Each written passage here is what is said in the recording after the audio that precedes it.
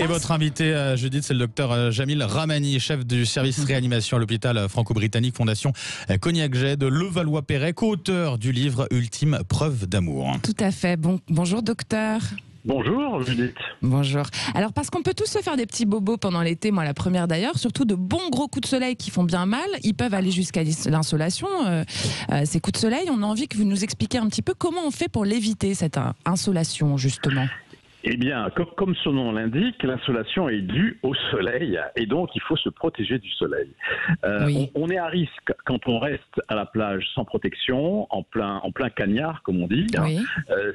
sans chapeau, sans se baigner de façon régulière pour bronzer au maximum. Ou bien quand on est en randonnée et que on randonne aux heures les plus chaudes de la journée, sans chapeau, sans casquette, avec le soleil qui nous tombe sur la nuque ou sur le visage. Donc, pour éviter ça, il faut se protéger la nuque, le visage, s'hydrater. Et la tête.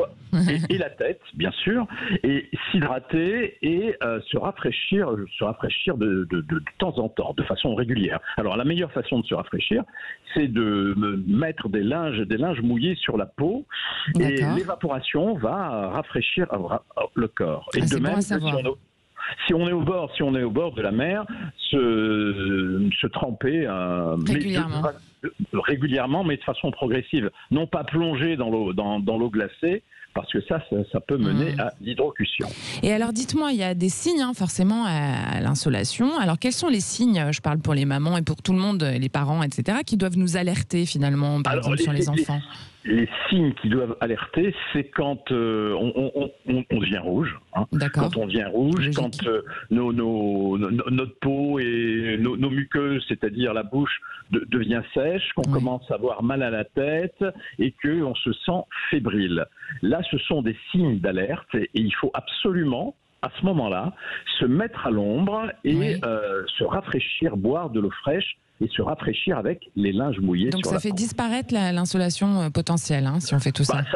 Ça en limite les signes et franchement, dès que vous vous sentez pas bien au soleil, il faut vous protéger et vous mettre à l'ombre. D'accord. Dites-moi, les enfants, justement, on a envie de savoir comment on fait pour être sûr que notre enfant n'est pas en train de faire une insolation, pardon. D'abord, les enfants, moi je suis effrayé de voir tous ces enfants qui sont nus ou presque au bord de la mer, sans chapeau, sans lunettes. D'accord. Et donc, il faut, les tout petits, il faut absolument les protéger et ne pas les laisser au soleil trop longtemps, parce que le soleil, c'est dangereux. C'est dangereux pour la peau et c'est dangereux pour le cerveau. Vous savez, l'insolation, c'est lié à l'action de la chaleur sur le cerveau qui devient incapable de réguler la température intérieure. D'accord. Et si jamais l'insolation s'est installée chez un enfant, qu'est-ce qu'il faut faire ? Il faut le rafraîchir, comme je vous ai dit. Si jamais c'est vraiment installé, il faut aller à l'hôpital, quoi. Ah bah oui, bien sûr. Si vraiment votre enfant a 39 voire 40 de fièvre, là c'est vraiment un signe inquiétant. Il faut aller à l'hôpital où là on a des moyens radicaux pour traiter. C'est quoi par exemple les moyens d'hôpital ? C'est rafraîchir éventuellement. Perfuser l'enfant s'il est déshydraté, lui passer du sérum s'il est déshydraté, et ce sont les deux armes. Et donc un enfant qui est en train de faire une insolation, il ne faut pas le jeter dans l'eau froide, Ah non, il faut pas le jeter dans l'eau froide. Il faut être très très doux. Je vous dis, ce sont les linges posés sur la peau. Éventuellement, si vous avez un ventilateur, ça favorise l'évaporation et cette évaporation rafraîchit la peau et le corps. Et alors, les personnes les plus sujettes à l'insolation, évidemment, on pense aux enfants. Qu'en est-il pour les personnes âgées ? C'est pareil. Vous savez, les enfants comme les personnes âgées ont des capacités de défense moindres. Les enfants, leur système nerveux n'est pas complètement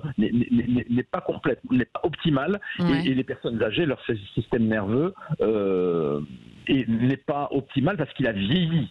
Donc, ils perdent la sensation de soif. Ouais. Donc, les personnes âgées, Ils ne se rendent pas compte quand ils ont soif, en fait, hein, c'est ça. Non, ils perdent la sensation de soif. Donc, il faut les hydrater, leur donner un verre d'eau toutes les heures et éviter vraiment de les laisser de les laisser au soleil, hein, ou dans un endroit très chaud. Comme, vous savez, si vous avez un appartement sous les toits, il faut absolument pouvoir se rafraîchir de temps en temps. Alors, se rafraîchir, c'est se poser ses linges sur la peau ou prendre des douches, régulièrement des douches à l'eau tiède. Et alors, si on fait du jogging en plein soleil, par exemple, en pleine canicule, qu'est-ce qu'il faut faire? Non, c'est pas bien, il faut éviter. Il faut pas. Non, il faut pas. Marcher en plein soleil, sans protection, faire du jogging en plein soleil, surtout par les temps caniculaires qui s'annoncent, il faut pas. Il faut le faire au petit matin, quand il fait encore frais, quand la température est aux alentours de 20-21 degrés, ou le soir tard, quand il fait beaucoup moins chaud. Et même à ce moment-là, il faut s'hydrater et se protéger, bien évidemment. Bien sûr. Bon, s'il n'y a pas de soleil, c'est pas la peine de se protéger du soleil. Si c'est avant le lever du soleil. Oui, mais s'il y a du soleil, mais qui fait juste très chaud. Il faut se protéger. Il faut mettre des crème écran total sur la peau, et casquette, lunettes ou chapeau, et se protéger la nuque aussi. Donc on est bien d'accord que pour éviter l'insolation, il faut boire beaucoup, se protéger, mettre de la crème, rester à l'ombre, ne pas se mettre en plein soleil à faire du jogging, etc. Bien sûr, voilà. D'accord. Je vous remercie, docteur. Merci, docteur Jamil Rahmani. Merci, docteur Jamil Rahmani. On le rappelle, un chef du service réanimation à l'hôpital franco-britannique, Fondation Cognac-Jay de Levallois-Perret. On rappelle un co-auteur du livre Ultime preuve d'amour aux éditions Anne Carrière.